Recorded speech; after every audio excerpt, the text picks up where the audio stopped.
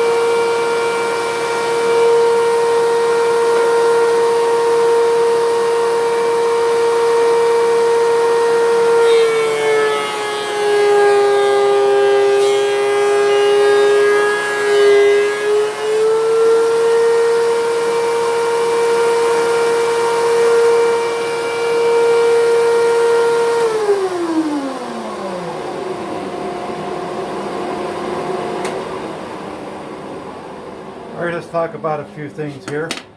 This is more than enough really to glue up my pieces, right? I just want to make sure that I get, make it flat and clean up there. Now this, look how beautiful this is after I've planed it. All right, I've got some scoring here from where the light was connected. I don't really care about that. So these guys are going to be connected like this. Let's see, I'm not on wide angle, so I had to constantly make sure you can see what it is I'm saying here. Not quite sure you can. So we'll be joining these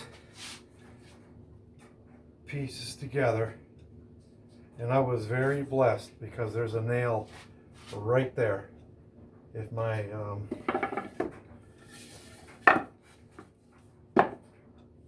blades would have hit that, sayonara to my blade. I'd have to move it over like I was explaining. So now one of the reasons, so that's going to be very interesting, isn't it? Now I can make my bandsaw box. I can make the drawers, you know, like this out of this piece here, or get really creative with it, like this and like this and this. So, you know, or I could put it like this, and I could, mind you, the grain's going this way, and you want to be careful when the grain is going this way when you're cutting into your box. All right. So at any rate, and then you're gonna see. Look at the air. It's so flat that it pulls the piece out away from itself. That's really cool. I've waited many years to get a planer. They ain't cheap, and honestly, you can get away with not having them. But when you get into the finer pieces of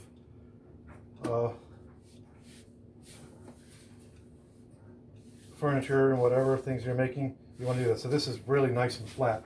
He's ready to be glued up. Okay, so we'll set him aside over here, and we'll continue.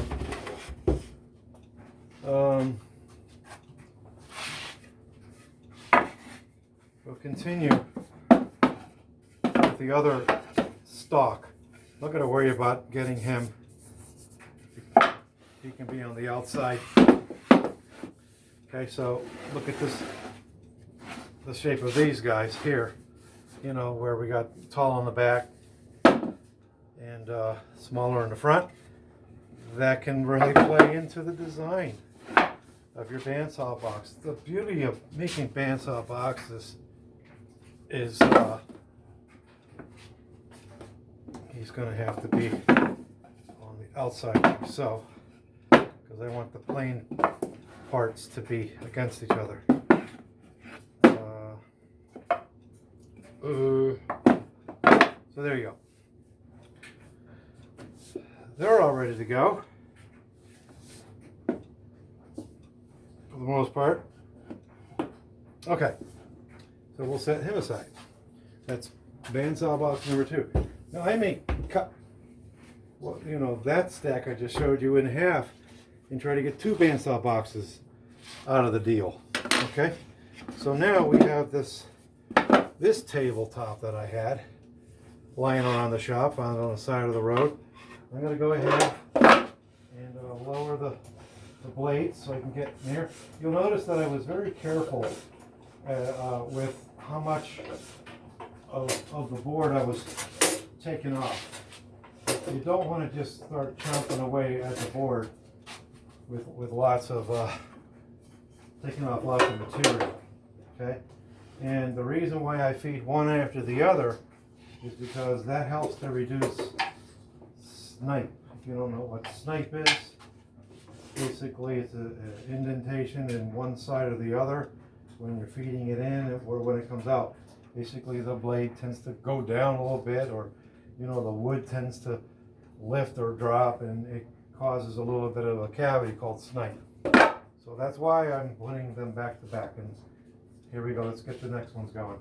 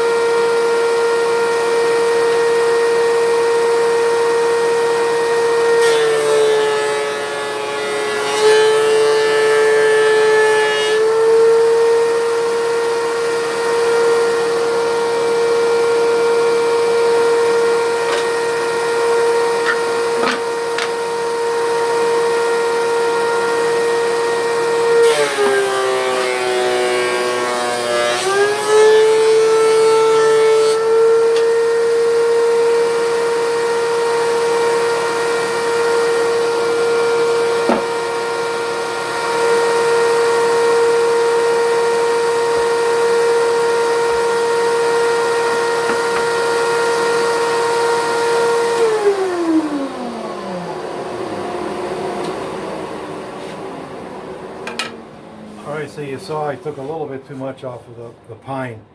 Those were the last boards that I fed through there. Poplar, sorry, they're poplar. Okay, so these are the bamboo cutting boards that I cut down earlier in the series. Okay, there's a little bit of a groove left on this side where the board is, the juice goes down in and around like this, and it's flat here.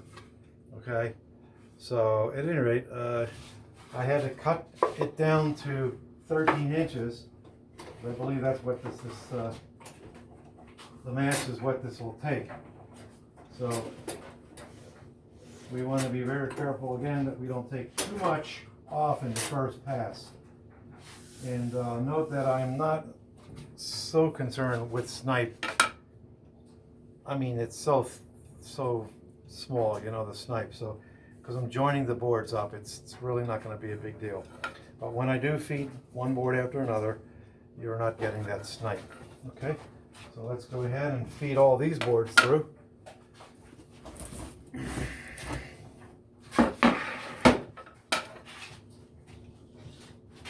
I'm going to make loud noises. Is that okay? He says okay, but we'll see.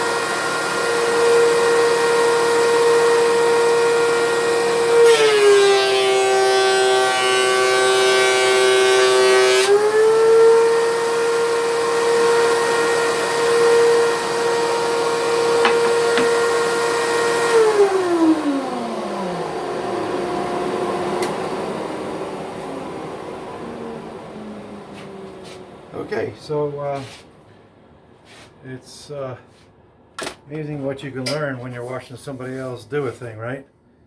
So I got snipe. There's a line across here. on this board because I fed them through alone. When you feed them tandem, you're not going to have the snipe. You just have to take my word for it. See what the best I can do here with what you're seeing there. So board 1, board 2, fed one after another, right? There's no snipe. So the same goes for the rest of these guys. However, on this one, let's see if you can see it. There's a line right here. Okay, and at the end of the day, that's not the end of the world. It's going to be sanded out without much of a problem. Okay, so there you go. I'm going to take you off the mount there. Just note that I'm not going to be sanding all of these blocks down. At least I don't think I am. Well, I'm planing them, is what I meant to say. I think I just take them as they are. Excuse me. So I'd say I had a productive day. Unfortunately, I have to stop and get ready for Labor Day festivities tomorrow. 2019 Labor Day weekend. It's Saturday, and so the weather up here. Always unplug your power tools. I'll say it as many times as I can. In my earlier videos, I didn't say that because you don't want unfortunate accidents. A real quick thing I can recall, not necessarily my accident, but I've had some, is that, let's say for example you have a router plugged in and you left the router on. Whoops. So you go to plug it in, right? No, I'm talking about unplugging things, right? This is yet another thing you need to do. Make sure your tools are turned off. With the router, the case was, it was unplugged, but I didn't turn it off. So I had to turn it on. My fingers were real close to the chamber down there. So thankfully nothing happened in that one, but it was a wake-up call, my friends. So again, this is ISC Custom Designs. This is part 4. I'll lose track of them, I'm sure, but I already created a series, a playlist, so that you can click one and then play the rest. I'm going to be premiering. You've already by now have seen video 1 because in the future, tomorrow I'm having a premiere. So I won't be there to make comments, but there you go. And then I'm attaching the rest of them to the series. So there you go. Having a lot of fun here in the wood shop. Next thing we're going to be doing is gluing up. And that's just boring. Gluing up all the stock. But I think I'll still do, because I said I would, bring you through the entire series. I'm going to show you glue up methods, nothing earth shattering. The first thing I'll tell you right now is I don't have enough clamps. As many clamps as I have, and I think I have around 70 to 80 clamps in my possession. Not all of them are going to be practical clamps, like pipe clamps that are 10 feet long. But most of these guys here I'll be using the clamps over here. So thanks for coming into the shop. If this is the video you happen to come across, please do look at the series. Subscribe to our channel if you like. Appreciate that. Hit the bell if you want to be notified of videos that have gone up. That's a great way to be notified. Leave your comments and give us thumbs up, thumbs down, just tell us why, and we'll make the improvements. And whoever made the sundry individuals who made and rightfully so, the comment, please stop shaking your camera. I'm trying on that one, but I still have to just use my phone. I do this in the day, nights and weekends. I'm a QA software guy in the daytime, so one day I'll be retiring into this. Unless something else happens before that night, and SC Custom Designs becomes the primary job. That's not what I foresee, but there you go. All right, enough yakking. Let's be looking for the next series, the next video. Thank you. SC Custom Designs.